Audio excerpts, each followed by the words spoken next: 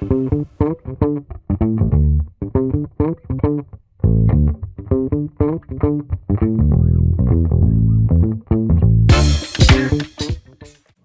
a lot of what I was talking about in the last video is actually alignment.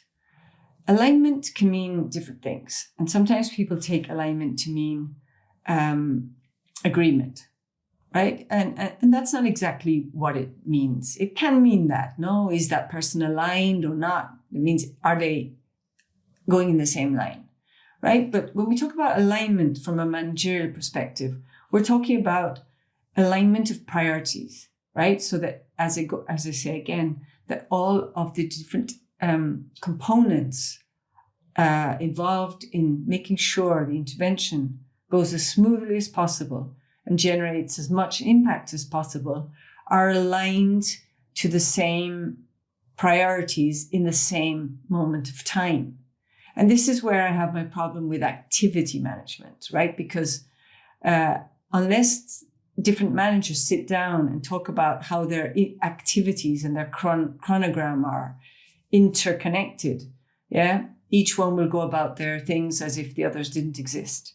So when we talk about alignment, there's different levels, right? So if you're working in a field base and there's, say, 3 projects or 3 programs, let's say 3 interventions, let's say Watson, hygiene, building something and whatever, those have to be aligned, right? Because they will be using some shared resources.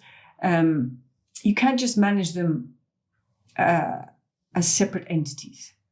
Okay, so discussing alignment is what you should be discussing as a manager, both with your boss, both with your functional line if you have one, but especially with the other managers. For example, if I'm intervening in a armed conflict zone and I'm trying to, run an NFI distribution, okay? If I'm not aligned with logistics and if I'm not aligned with administration in terms of timings, in terms of priorities, in terms of tactics, and we're not all working together, then it won't run smoothly because maybe logistics is on a different timeline. And I don't know because I haven't spoken to them, right? And that's also those things when they happen at that level, delay things, cause unnecessary tensions, but above all, reduce impact. Because when we make mistakes, when there's delays, at the end of the day, who's not getting whatever we're trying to do is the target people that we're trying to help. So alignment is especially important when we're working at the intervention programmatic level, right? That I'm working in alignment with the other people. It's all interdependent. The problem then is as you go further and further up the food chain, there's less and less alignment, right? Because it becomes more and more complex from a managerial point of view. You have more micro departments, you have more micro services, and they're all kind of not working together. And then it just generates chaos, no? And people seem to be more concerned a lot of the time that people are in agreement with things than that are actually aligned strategically and tactically, especially operationally, even more especially.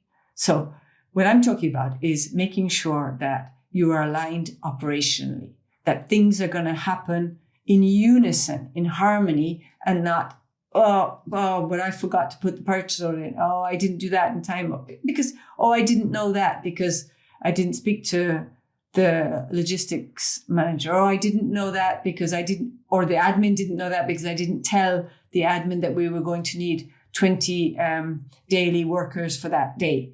For example, right? Those are silly things, but that's the most basic level of alignment. Then, as I said, as you get further up the food chain or into more complexity, alignment dissipates and becomes much more problematic because it's just not done. So when, for example, different departments don't have conversations about alignment, or capital and project don't have conversations about alignment, right? By being transparent. If there's several projects in a country that the capital, the head of mission is, the country director is managing, and there's no conversation about alignment and priorities, then a lot of problems occur.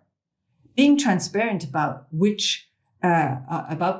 priorities is a key function of the head of mission or the country director, for example, because the logistics department or the administration department in the capital has only a certain amount of capacity, right? So they have to know which projects' priorities are their priorities, because they can't do everything at the same time. And if I have 5 projects, all thinking that their things, everything in their project is the top priority, how are logistics, administration, and the technical departments of capital going to understand what their priorities are? And this should be done transparently and not by a country director in a meeting with the coordinators of the different, or the heads of the different departments in the capital, saying, look, don't tell anybody, but the priority is that project and not that project. And that isn't even a good thing to say, because what in that project is a priority? Because I can have a priority A for logistics in project A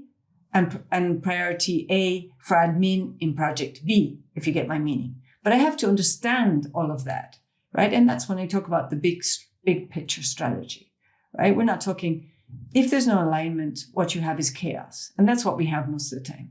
Yeah, is chicken running, everybody thinking that all priorities are flat and all on the same. And then you have the layers above causing more pressure, weighing down, because there's no alignment up there either.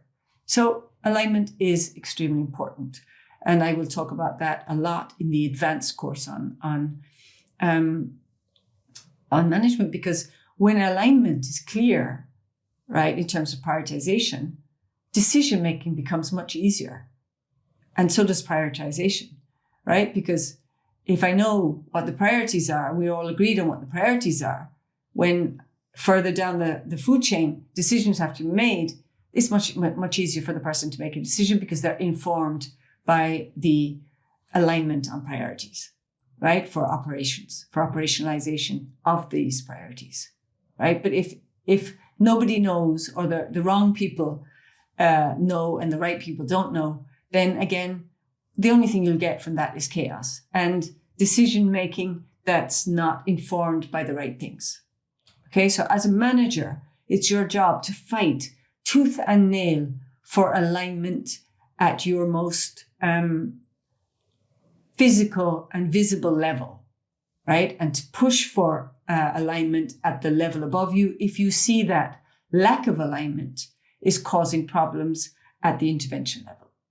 See you in the next video when we talk about decision making.